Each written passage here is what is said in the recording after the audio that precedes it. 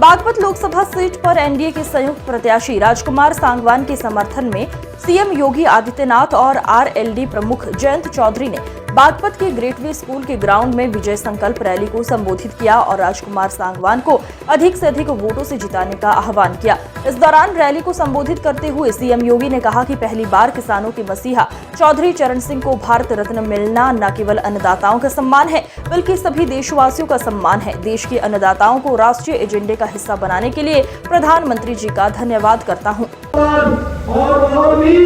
हम लोगों ने तय किया है, धीरे धीरे करके लगाम कसने की कार्रवाई किस स्तर पर हो रही है। बहनों भाइयों, अब 5 साल और 10 साल इंतजार नहीं करना है, उसी वर्ष और अब तो 120 में से 105 चीनी मिलों को मात्र पहुंचा दिए हैं, जो 10 दिन नहीं मात्र 1 सप्ताह के अंदर गन्ना मूल्य का भुगतान कर रहे हैं, ताकि 15 चीनी मिलों की बेच कसे जा रहे हैं। यार हाल में इसको 10 दिन के अंदर लेकर के चलिए। भाइयों, बिना विकास के हम वर्तमान को भावी पीढ़ी को उज्जवल भविष्य नहीं दे सकते और इसके लिए आवश्यक है कि राष्ट्रीय लोकदल का बल हो और भारतीय जनता पार्टी का सपोर्ट हो। मोदी जी ने 10 वर्ष में देश की कायाकल्प करी, एक नए भारत का दर्शन हो रहा है, भारत का दुनिया में सम्मान बढ़ा है। आज दुनिया के अंदर कोई भारतीय जाता है, मोदी जी आते हैं, मोदी जी का सम्मान हो रही है, लेकिन कोई भी भारतीय दुनिया के अंदर जाएगा बड़े सम्मान के साथ लोग उसके प्रति कहते क्या भारत से आए, और भारतीयों के प्रति लोगों के मन में सम्मान का भाव बढ़ा, सीमाएं सुरक्षित भी है, नक्सलवाद समाप्त हुआ है, देश के अंदर आतंकवाद और नक्सलवाद समाप्त हुआ है, अराजकता समाप्त हुई है, गुंडागिरी समाप्त हुई है, बहन और बेटी सुरक्षित हुई है, व्यापारी सुरक्षित हुआ है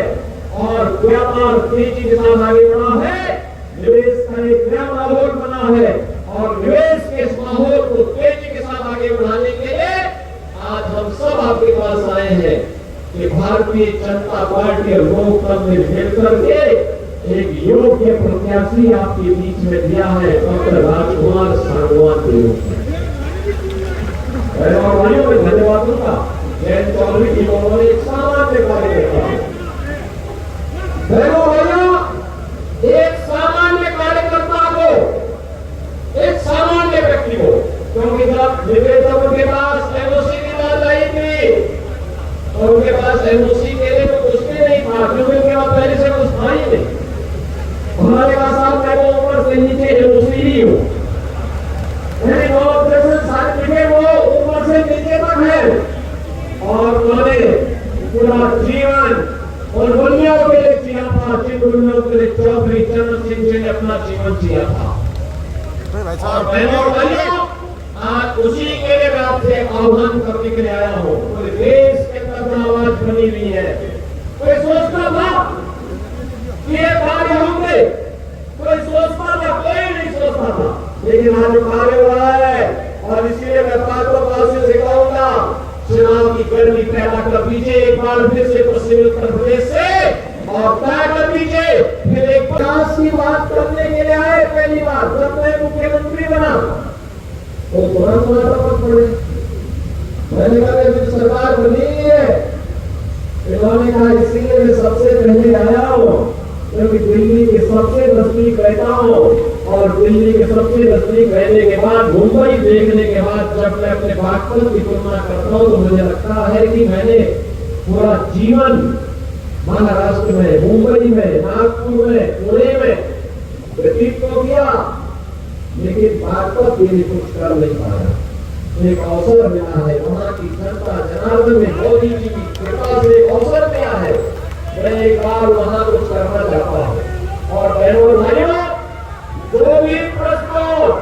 यहाँ के सांसद और यहाँ के विधायकों ने मेरे सामने रखा विकास के लिए, प्रदेश से होना था तो प्रदेश से और नहीं तो केंद्र के पास भेजने में कोई देर नहीं लगाई, 24 घंटे ज्यादा समय नहीं लगाते थे। और आज उसका परिणाम है, जब मैं बागपत को देखता हूँ, यहाँ के विकास को देखता हूँ, मुझे चौधरी चरण सिंह जी के प्रति होता है कि कितना बड़ा महापुरुष था जिन्होंने भागवत बना करके अपनी कर्मभूमि के रूप में सिंचित किया था। आज हमें भी उस धरती के बारे में कुछ करने का अवसर प्राप्त हुआ। भाइयों, विकास इस प्रक्रिया को आगे बढ़ाने के लिए, आस्था के संकल्प को आगे बढ़ाने के लिए